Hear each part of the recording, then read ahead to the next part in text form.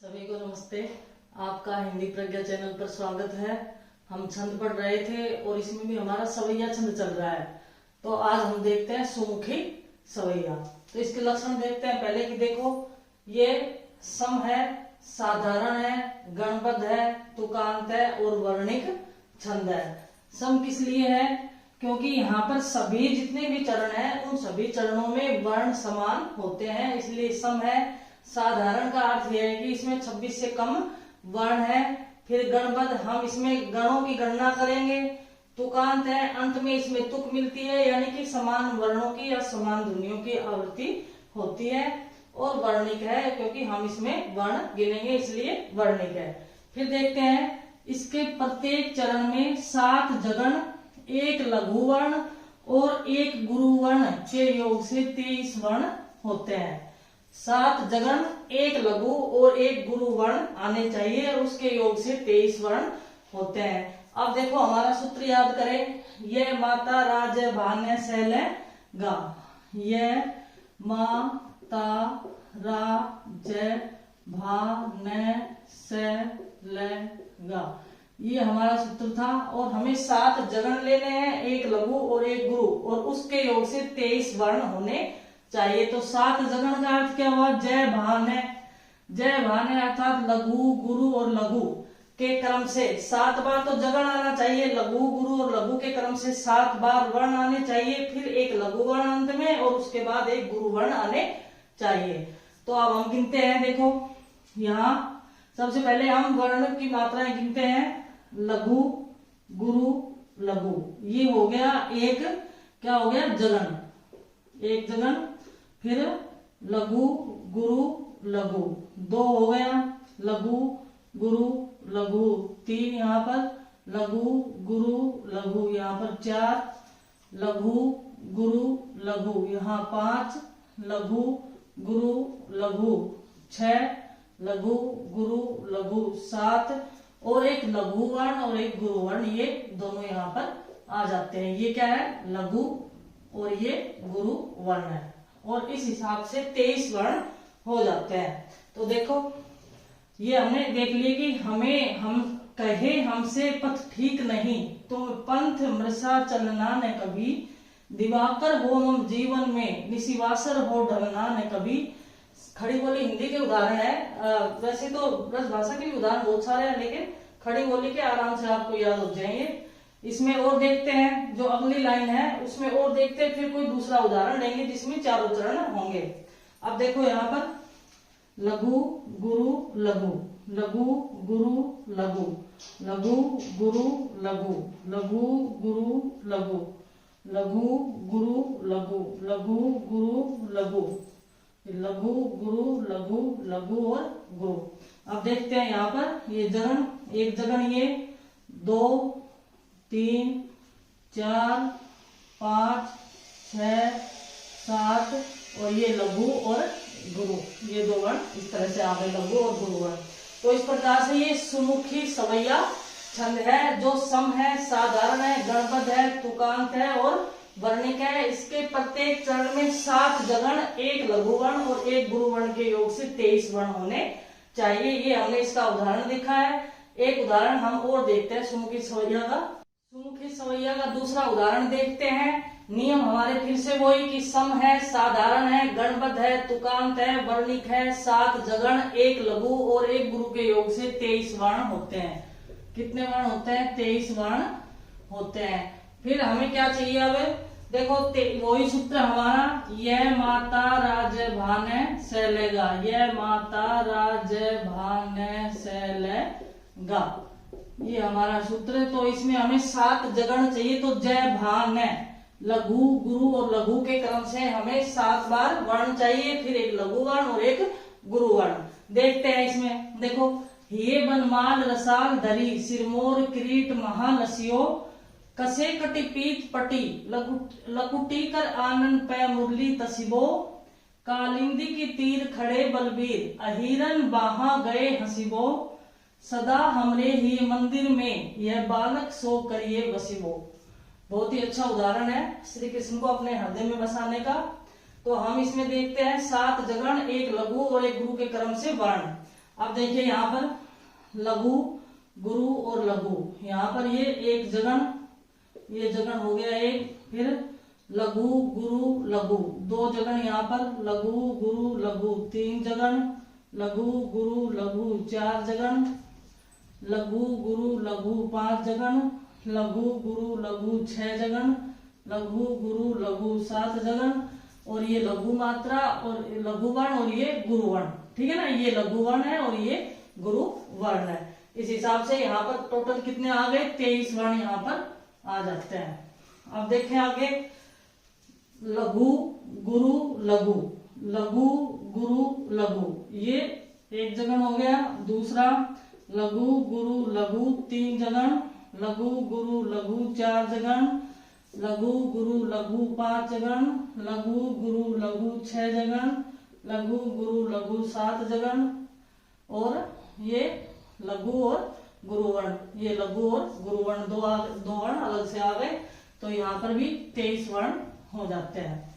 इसी तरह से आगे भी इन दोनों लाइनों में भी इसी तरह से वर्ण है, 7 जगन, एक लघु और एक गुरु के योग से है। तो ये आप ध्यान रखें कि सुमुखी सवैया जहां पर भी होता है वो सम है, अर्थात सभी चरणों में मात्राएं जो वर्ण समान है, मात्रा नहीं वर्ण सारे समान है। फिर साधारण है, 26 से कम वर्ण है इसलिए साधारण है। गणपद है, हमने इसमें 7 ये जगन, लघु और गुरु, क्यों गणों की गणना की है इसलिए ये गणपद है। तुकांत है, अंत में तुक मिल रही है, देखो समान ध्वनि, समान वर्णों की या समान ध्वनियों की आवृत्ति यहाँ पर हुई है इसलिए तुक मिल रही है, और वर्णिक हमने वर्णों की गणना यहाँ पर की है। तो ये सुमुखी सवैया। अब इसमें एक छंद और देखते हैं इस क्लास में, आज की क्लास में दूसरा छंद देखते हैं, सुंदरी सवैया। तो सुंदरी सवैया के लक्षण देखो कि यह सम है, साधारण है, गणपद है, तुकांत है और वर्णिक छंद है, और इसके प्रत्येक चरण में 8 सगण और एक गुरु वर्ण के योग से 25 वर्ण होते हैं। 8 सगण और एक गुरु के योग से। 8 सगण का क्या हुआ, स ल गा, ये माता राजय भान है, स ल गा, ये सूत्र जब याद करते हैं तो स ल गा। सगण में कौन कौन सी मात्रा आएगी, लघु, लघु और गुरु, स ल गा, ये देखो लिख कर देख सकते हैं हम, स ल गा, लघु, लघु और गुरु। इस क्रम से 8 बार ये क्रम आना चाहिए और अंत में एक बार गुरुवर्ण आना चाहिए। ये मैंने आपको हर क्लास में बता दिया है कि सम क्या है, साधारण क्या है, गणबद्ध, तुकांत और वर्णिक छंद है ये भी। अब देखो, और इसके 12 और 13 वर्णों पर यति होती है, 12 और 13 वर्णों पर यति होती है, ये याद रखें। अब देखो, सबका वह पालनहार सदा, जग का भर पेट भला करता है, हम तो तुम तो धन ही हरते, वह तो सबके दुख को हरता है। चलो बड़ी अच्छी पंक्तियां है, ईश्वर के लिए है। तो अब हम इसमें वर्ण गिनते हैं, देखो लघु, लघु, गुरु, ये सगण, एक सगण हो गया यहाँ पर सगण, फिर लघु, लघु, गुरु, 2 सगण, लघु, लघु, गुरु, 3 सगण, लघु, लघु, गुरु, 4 सगण, लघु, लघु, गुरु, 5 सगण, लघु, लघु, गुरु, 6 सगण, लघु, लघु, गुरु, 7 सगण, और लघु, लघु और गुरु 8 सगण, और ये गुरुवर्ण आ गया। ये देखो लास्ट में ये गुरुवर्ण अलग से आ गया, तो 24 ये और एक ये करके टोटल कितने हो जाते हैं, 25 वर्ण आ जाते हैं इसमें। और 12 और 13 पर यति है, देखो 12 पर यति है, यहाँ पर 1 2 3, वैसे भी आप गिन सकते हो, 4 सगण आ गए हैं यहाँ से, यति से पहले 4 सगण आए हैं, तो 4 3 12, 12 वर्ण यहाँ पर हो गए, 13 यहाँ पर है, 12 और 13 पर यति आती है। अब देखो आगे, लघु, लघु, गुरु, लघु, लघु, गुरु, लघु, लघु, गुरु, लघु, लघु, गुरु, ये 4 सगण यहाँ पर आ गए, 1 2 3 4, और यहाँ पर यति का निशान है, यहाँ यति लगा रखी है हमने, तो ये 12 वर्ण आ गए। फिर लघु, लघु, गुरु, लघु, लघु, गुरु, लघु, लघु, गुरु, लघु, लघु, गुरु, और ये गुरुवर्ण आ गया। 4 सगण यहाँ पर आ गए और एक साथ में गुरुवर्ण आ गया। इस तरह से 12 और 13 पर यति आ गई। तो इसके यह समछंद है, फिर साधारण है, गणपद है, तुकांत है, वर्णिक है, और इसके 7 सगण इसमें आते हैं। एक गुरु वर्ण के योग से कितने वर्ण आते हैं? 25 वर्ण आ जाते हैं। ये हमने उदाहरण देखा। 12 और 13 वर्णों पर यति होती है। इसका दूसरा उदाहरण और देखते हैं। सवैया का दूसरा उदाहरण देखते हैं। इसके लक्षण तो अपने यही है जो हमने पढ़ लिए हैं। 8 सगण एक गुरु वर्ण के योग से 25 वर्ण यहाँ पर आएंगे, 25 वर्ण हो जाएंगे। और 12 और 13 पर यति, 12 13 पर यति, ये हमारे लक्षण थे। ठीक है ना। और सगण का अर्थ क्या हुआ? सलगा, और सलगा का अर्थ लघु लघु गुरु वर्ण आना चाहिए। लघु लघु और गुरु वर्ण, इस तरह से वर्ण आने चाहिए। अब देखिए, सुख शांति रहे सब और सदा, अविवेक तथा अग पास न आवे। अग का अर्थ होता पाप। अग शब्द का अर्थ क्या होगा? पाप होगा। गुणशील तथा बल बुद्धि बढ़े, हठ वैर विरोध घटे मिट जावे।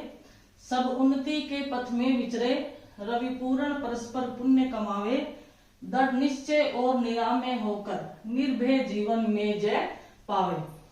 अब हमें देखना है इसमें कि वर्ण किस तरह से आए हैं, लघु या गुरु वर्ण। देखो तो, लघु, गुरु और गुरु। तो ये हो गया पहला सगण। सगण 8 सगण हमें यहाँ पर चाहिए। लघु लघु गुरु, लघु लघु गुरु, लघु लघु गुरु, लघु लघु गुरु, लघु लघु गुरु, लघु लघु गुरु, लघु लघु गुरु, और ये गुरु वर्ण, ये अंतिम वाला गुरु वर्ण है। ठीक है ना। देखते हैं, 8 सगण होने चाहिए। एक सगण, 2 3 4, और यहाँ पर 12 पर यति आ गई है। ठीक है ना। 12 और 13 पर यति थी ना, तो यहाँ 12 वर्ण पर यति आ गई है। 4 सगण आ गए, और 4 सगण में, और एक सगण में 3 वर्ण होते हैं, तो 12 वर्ण यहाँ पर हो गए हैं। फिर यहाँ 1 2 3 4 सगण यहाँ पर आ गए, ये गुरु वर्ण आ गया है। अब आगे देखते हैं। यहाँ लघु लघु गुरु, लघु लघु गुरु, लघु लघु गुरु, लघु लघु गुरु। देखो हमने यहाँ पर ये छोटे ऊ की मात्रा है, यहाँ हमने गुरु मात्रा क्यों लगाई है? क्योंकि बुद्धि, यहाँ द आधा आया है, और जब कोई वर्ण आधा आ जाता है अर्थात स्वर रहित आ जाता है, तो आगे वाला जो वर्ण है वो बड़ा हो जाता है, यानी कि उसकी मात्रा बड़ी गिनी जाती है। तो यहाँ बुद्धि, बुद्धि देखो इस तरह से भी लिख सकते हैं, बुद्ध धी, इस तरह भी लिख सकते हैं। तो यहाँ पर जो ये द वर्ण है ये आधा आया है, ये स्वर रहित आया है, तो इसलिए ये बड़ा हो गया। ठीक है, इसलिए यहाँ पर 2 लगाएगी मात्राएं। अब देखिए यहाँ पर एक सगण, 2 3 4 सगण आ गए हैं, और 12 पर यति आ गई है। 1 1 2, यानी कि लघु लघु और गुरु, लघु लघु गुरु, लघु लघु गुरु, लघु लघु गुरु, और ये गुरु वर्ण। तो ये 2 3 4 सगण इधर और 4 सगण उधर, इस तरह से 8 सगण हो गए, और गुरु वर्ण यहाँ पर आ रहा है। ये देखो, ये गुरु वर्ण है, ये गुरु वर्ण है। इसके योग से कितने हो गए? टोटल 25 वर्ण होते जा रहे हैं। इसी प्रकार से इन दोनों लाइनों में भी है, आप इनमें खुद लगाना है। एक पर मैं और कर देती हूँ। देखो, लघु लघु गुरु, ये वर्ण स्वर रहित है, स्वर रहित, तो ये क्या हो गया? गुरु, गुरु वर्ण हो गया। फिर ये एक सगण हो गया, लघु लघु गुरु 2, लघु लघु गुरु 3, लघु लघु गुरु 4, और ये 12 पर यति आ गई, लघु लघु गुरु, लघु लघु गुरु 2, लघु लघु गुरु। ये आपको पता चल रहा होगा मैं गुरु कैसे लगा रही हूँ। यहाँ पर ये मैंने रह पर गुरु कैसे लगाया? क्योंकि ये स्वर रहित है, स जो है ये स्वर रहित है, इसलिए मैंने यहाँ गुरु लगाया। यहाँ पर ये जो न है ये स्वर रहित है, इसलिए मैंने यहाँ पर गुरु वर्ण लगाया। लघु लघु गुरु, और ये गुरु वर्ण आ रहा है। ठीक है ना। तो इसी तरह से सभी में यही इसका योग रहेगा। ये सम है, अर्थात इसमें सभी वर्ण जो है वो समान है। 25 वर्ण आ रहे हैं, तो सब में 25 वर्ण ही आ रहे हैं। साधारण है, अर्थात 26 से कम वर्ण इसमें है। 26 से कम वर्ण क्या हो जाता है? 26 से कम वर्ण जहां पर आते हैं तो वो साधारण कहलाता है। 26 या 26 से कम।